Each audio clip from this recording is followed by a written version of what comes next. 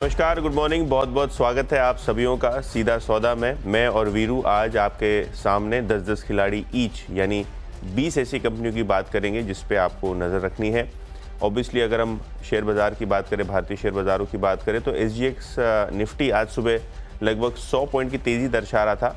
हालांकि जो अदानी ग्रुप के रिलेटेड ब्राइबरी केस आया है उसके बाद थोड़ी SGX निफ्टी में आपको प्रेशर बनती हुई दिखाई दी है। ऑब्वियसली ये देखना होगा किस तरीके से न्यूज़ ब्राइबरी की जो अमेरिका में फाइल हुई है उसका जो आउटकम आया है वो कैसे इम्पैक्ट करता है अदानी ग्रुप के स्टॉक्स। हालांकि अभी SGX निफ्टी लगभग 16 पॉइंट की बढ़त के साथ ही आपको 23,550 का लेवल दिखा रही है। इस हिसाब से ब्रॉडली हम एक पॉजिटिव ट्रेजेक्टरी में खुलने चाहिए। ग्लोबल क्यूज़ की बात करें तो यूक्रेन और रशिया के बीच में जो एस्केलेशन हुआ है उसके कारण भी थोड़ा बहुत ग्लोबल सेंटिमेंट आपको ख़राब होता हुआ दिखाई दिया है, क्योंकि यूक्रेन ने फिर से एक बार यूके में बनी हुई लॉन्ग रेंज मिसाइल्स सिस्टम्स का इस्तेमाल किया है और न्यूज़ रिपोर्ट सजेस्ट कर रही हैं कि रशिया भी एक मैसिव अटैक प्लान कर रहा है। तो इसके चलते जो सेंटिमेंट ग्लोबल और जो वॉलेटिलिटी आपको ग्लोबल मार्केट्स में दिखाई पड़ रही है वो हिसाब से थोड़ा बहुत प्रेशर बना हुआ है। ग्लोबल फ्रंट पे एनवीडिया के रिजल्ट्स भी आए हुए हैं, रिजल्ट्स ठीक ही ठाक थे। और अगर हम ब्रेंट क्रूड की बात करें तो काफ़ी स्टेबल दिखाई दे रहा है $73 पर बैरल के लेवल पे। तो ओवरऑल सेटअप जो है 2-3 दिनों से जो न्यूज़ फ्लो है वो ख़राब ही आ रहा है, लेकिन उसके बावजूद हम थोड़ा बहुत रिकवरी और जो 200 डे मूविंग एवरेज है उसको डिफेंड करने की कोशिश कर रहे हैं जो कि बुल साइड पे है। हमारे साथ वीरू जुड़ रहे हैं। और वीरू, दिल्ली में कोहरा तो होगा, क्या बाजार में भी कोहरा होगा क्या आज?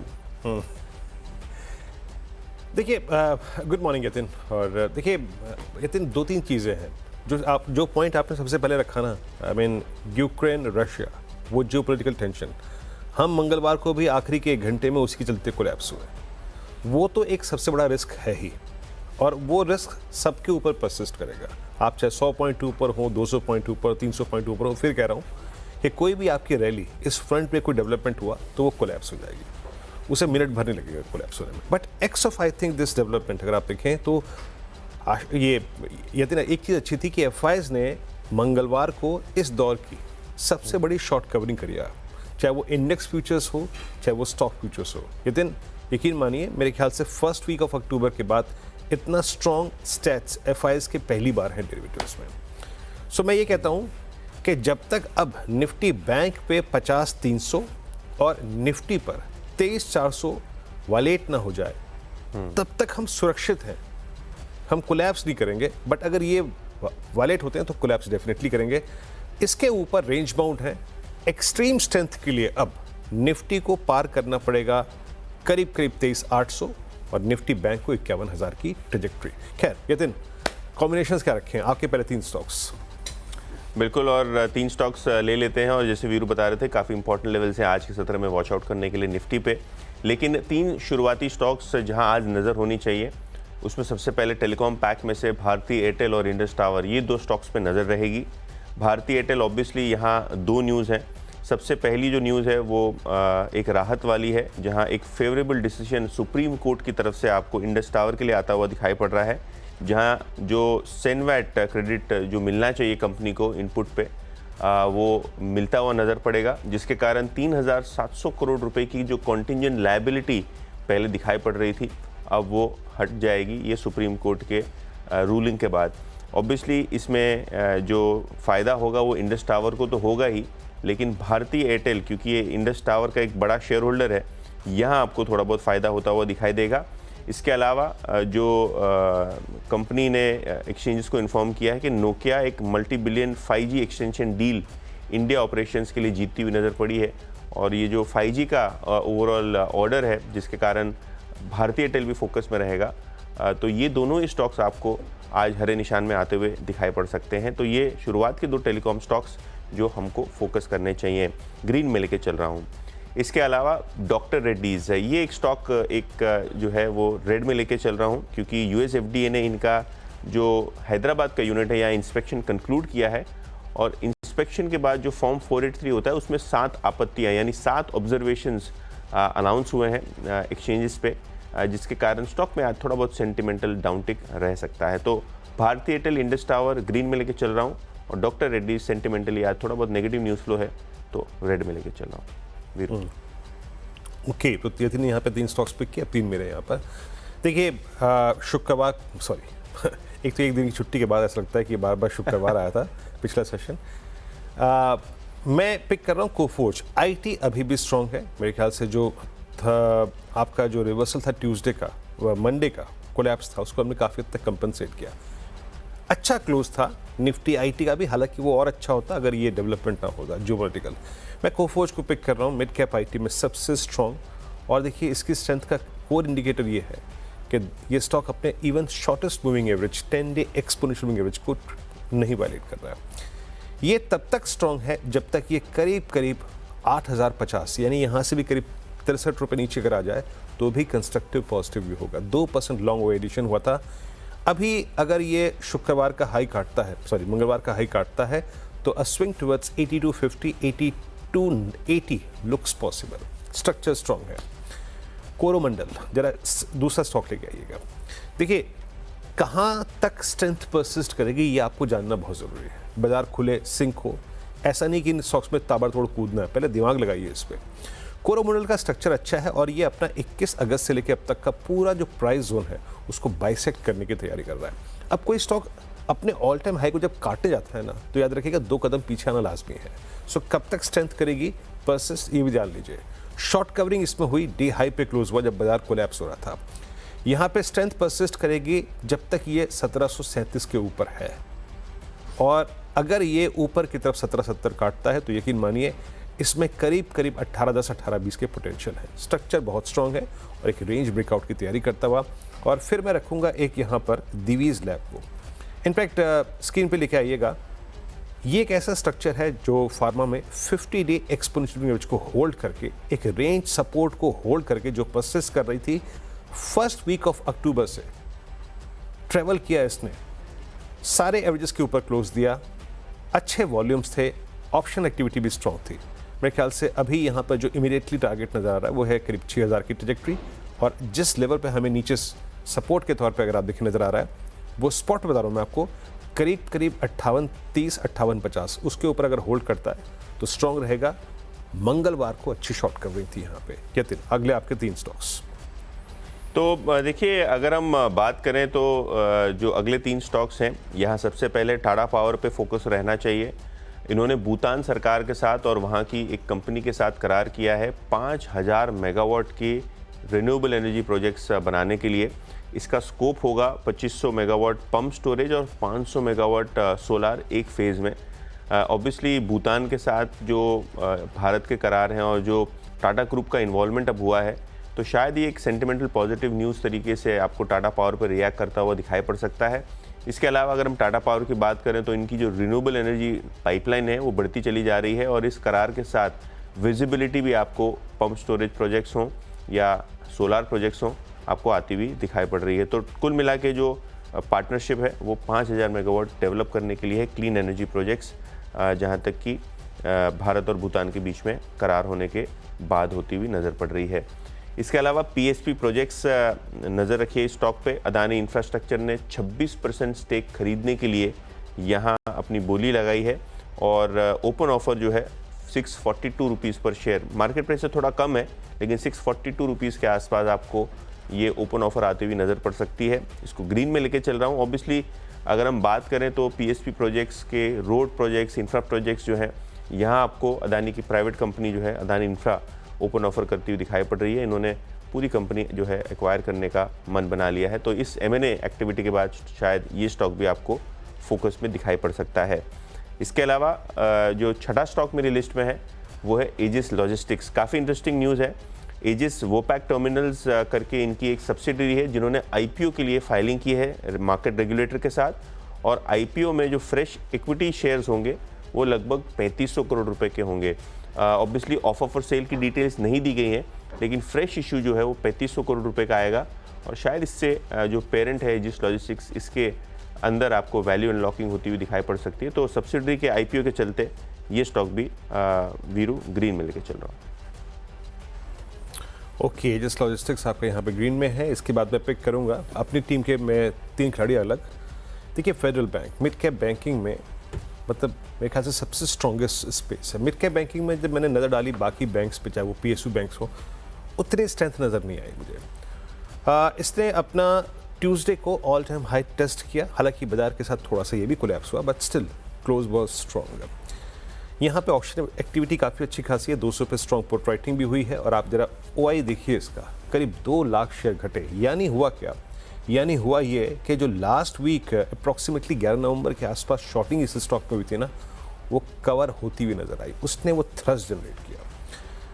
अगर 202-200 के ऊपर सस्टेन कर रहा है, स्ट्रेंथ इसमें परसिस्ट करेगी। याद रखिएगा, जिस लेवल का मैं जिक्र कर रहा हूँ उस पर नजर रखिएगा। 202 के ऊपर स्ट्रेंथ परसिस्ट करेगी, और आज इंट्राडे में अगर 207-90 के आसपास का ये लेवल काटता है तो अगेन 212-13 तक का जोन इमीडिएटली इस स्टॉक में खुला हुआ है।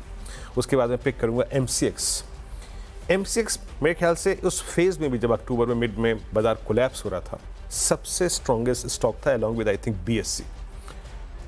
अब हुआ क्या इसमें 30 अक्टूबर को एक रिवर्सल आया, इंट्राडे कैंडल रिवर्सल था, नीचे आया, 10 तोड़ा, 20 तोड़ा, और 50 डेमा पे 3 दिन से सस्टेन करने के बाद, एक रेस्ट लेने के बाद पुल बैक जनरेट किया है। अब देखिए इसे रीड कैसे करना है। जब स्टॉक कोई बड़े एवरेज को ना तोड़े और पुल बैक ले, तो ये देखिए कि अब वो शॉर्ट टर्म एवरेजेस को जो कि नीचे आ गए थे, उनको रीगेन करने को तैयार है कि नहीं है। अब 6097 पे फ्यूचर्स की क्लोजिंग हुई थी, स्पॉट क्लोज हुआ 6106 पे। अब इसका 20 डेमा और 10 डेमा आप अप्रॉक्सीमेटली अगर आप देखें, जो फर्स्ट एवरेज है 6140 पर, 6140 पे प्लेस्ड है 10 डेमा। 6140 को अगर पार करे तो ये करीब 62-20, 62-40 तक का स्विंग दे देगा MCX, नजर रखिएगा। बट याद रखिएगा 50 डेमा होल्ड करना चाहिए, जो कि परसिस्ट करता है 5945 पे। और मैं इस आई थिंक सेगमेंट में अपना आखिरी स्टॉक मार्क करूंगा, वो है इंडियन होटल्स। कहते हैं ना, मैंने प्रत्यक्ष को प्रमाण की जरूरत नहीं होती, ये कुछ ऐसा ही है। स्ट्रक्चर स्ट्रॉन्ग था, नंबर स्ट्रॉन्ग हाई, और जो अपना इन्होंने विजन 2030 पेश किया, जिसमें आई थिंक रेवेन्यू टारगेट्स रखे गए और जो रूम एडिशंस के टारगेट रखे गए प्रभावशाली थे, बहुत स्ट्रॉन्ग थे। हमने बात भी की थी मेरे ख्याल से इस मैनेजमेंट से मंगलवार को। स्ट्रॉन्ग शॉर्ट कवरिंग थी, इसमें बहुत सारे शॉर्ट स्ट्रैप हैं अभी भी। 10 लाख शेयर कम हुए, डे हाई पे क्लोज हुआ, ऑल टाइम हाई पे क्लोज हुआ, और एक बहुत ही खूबसूरत ब्रेकआउट। मेरे ख्याल से अगली जो ट्रेजेक्ट्री खुली है इसमें करीब 772 की। तो यहाँ पे यतिन ने जो 6 अपने स्टॉक्स आकलन पेश किया, याद रखिएगा किसी भी प्रोस्पेक्टिव से ये ट्रेड रिकमेंडेशंस नहीं है, सिर्फ ये यतिन ने खबरों को जुटाया, मैंने टेक्निकल प्लेसमेंट को जुटाया और आपकी स्क्रीन पे रख दी। जहाँ पे स्ट्रेंथ थी, जहाँ पे वीकनेस थी, वो सही से समझा दिया। गेम्स के अभी भी 4 खिलाड़ी बाकी हैं, यतिन के 4, मेरे 4। अब मैं शुरुआत करूँगा यहाँ से टेक महिंद्रा से। IT में मेरे ख्याल से कोफोज का जिक्र मैंने किया था, उसके बाद टेक महिंद्रा ने भी पूरे दिन लॉन्ग ट्रेडर्स को अच्छा रिवॉर्ड दिया मंगलवार को भी, और क्लोज सारे एवरेजेस के ऊपर था। बाकी याद रखिएगा इसमें जो टर्बुलेंस का जोन, यानी थोड़ा रेजिस्टेंस जोन जो परसिस्ट करता है, वो करीब 1710 से लेकर 1740 के बीच में परसिस्ट करता है। बट कभी ना कभी किसी स्टॉक को अपने सप्लाई जोन को निकालना ही पड़ता है। 1% OI एडिशन, क्लोज आया 1700 पे, 1700 पे ही कॉल राइटर्स भी हैं, याद रखिएगा इसमें। 1710 के ऊपर सस्टेन करे अगर, तो यहाँ पर 30-40 रुपये का स्विंग खुला हुआ है। स्ट्रॉन्ग सपोर्ट कहाँ परसिस्ट करता है? मेरे ख्याल से स्पॉट के मुताबिक 1671 पे स्ट्रॉन्ग सपोर्ट है। Act accordingly. टाइटन, देखिए टाइटन पे मैं जा रहा हूँ। टाइटन ने लास्ट वीक एक रिवर्सल जनरेट किया। अब लास्ट वीक ये भी हुआ था कि गोल्ड में थोड़ी सॉफ्टनेस भी थी। टाइटन ने फर्स्ट टाइम पोस्ट 7 अक्टूबर, चार्ट रखिएगा स्क्रीन पे एक बार, अपने shortest moving average 10 day exponential moving average के ऊपर क्लोज दिया।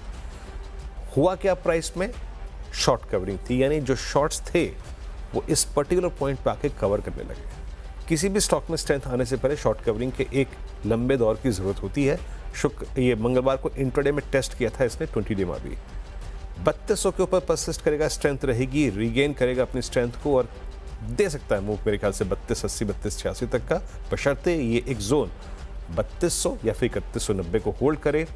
उसके बाद मैंने यहाँ पे पिक किया है एक स्टॉक और, मतलब USL। ये टीम में मेरी शुक्रवार को भी था और मूव स्ट्रॉन्ग था टुवर्ड्स आई थिंक क्लोज। मैं और हर्षता बात भी कर रहे थे मंगलवार को, मेरी माफ कीजिएगा, यूनाइटेड स्पिरिट्स सारे एवरेजेस के ऊपर क्लोज दिया।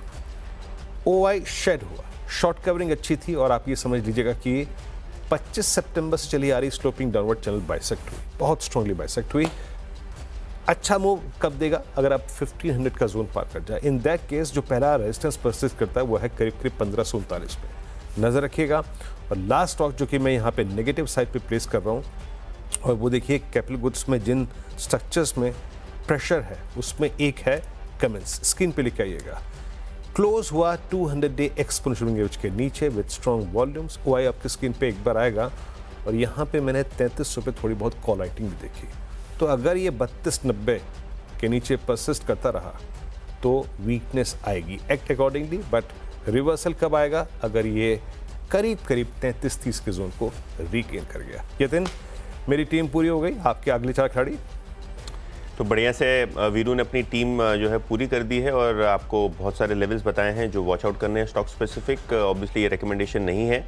4 स्टॉक्स जो मेरे लिस्ट में है उसमें अगर आप देखें तो सबसे पहले है श्रीराम ट्रांसपोर्ट फाइनेंस, यानी श्रीराम फाइनेंस।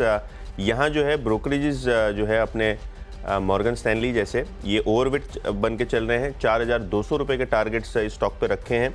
जहाँ तक कि श्रीराम फाइनेंस का सवाल है, इनको लगता है कि जो 15% का गाइडेंस है वो कंपनी पूरा कर पाएगी, और कहीं ना कहीं ये जो नेट इंटरेस्ट मार्जिन्स हैं वो स्टेबल रहेंगे, और रिटर्न ऑन इक्विटी कंपनी लगभग 16% के आसपास मेंटेन करती हुई नज़र पड़ेगी। तो कहीं ना कहीं ये जो ब्रोकरेज की तरफ से आ रहा है ये देखने लायक है। इसके अलावा गोदरेज प्रॉपर्टीज़, ये स्टॉक भी रखिए अपने रेडार पे। 53 एकड़ यानी 53 एकड़ का इनको एक लैंड पार्सल कोलकाता के आसपास मिलता हुआ दिखाई पड़ा है, और 13 लाख स्क्वायर फीट का ये प्रोजेक्ट है, जहां रेवेन्यू पोटेंशियल एक्विजिशन के बाद 500 करोड़ रुपए रह सकता है। इसको ग्रीन में लेकर चल रहा हूं खबरों के आधार पे। इसके अलावा यूपीएल, 2 न्यूज़ है यहाँ। इन्होंने अपनी सब्सिडरी एडवांटा में स्टेक सेल किया है, वो वैल्यू अनलॉकिंग आपको होती हुई दिखाई पड़ेगी, कर्ज कंपनी का कम होता हुआ दिखाई पड़ेगा। और यूपीएल ने राइट्स इशू अनाउंस किए हैं, जहां 360 रुपये प्रति शेयर के हिसाब से वो राइट्स देंगे, और 3377 करोड़ कंपनी जुटाएगी। रिकॉर्ड डेट राइट्स इशू के लिए 26 नवंबर देखने को मिल रही है। इसके अलावा अगर हम देखें तो जो दूसरे 2 बचे हुए स्टॉक्स हैं यूपीएल और ये श्रीराम फाइनेंस के बाद यहाँ आईआरसीटीसी है। इन्होंने एक महाकुंभ ग्राम करके 10 सिटी प्रयागराज में लॉन्च किया है, और 6000 रुपये पर रूम के हिसाब से आपको ये टैरिफ शुरू होता हुआ दिखाई पड़ सकता है। तो एक नया बिजनेस लाइन है जो आईआरसीटीसी के लिए आपको आता हुआ दिखाई पड़ सकता है। तो इसको भी मैं जो है वो ग्रीन में लेके चल रहा हूँ। और जो आखिरी स्टॉक लिस्ट में है वो भी देख लेते हैं, वो है श्रीराम फाइनेंस, जो मैंने पहले कहा है ब्रोकरेज के रेडार पे आता हुआ दिखाई पड़ रहा है।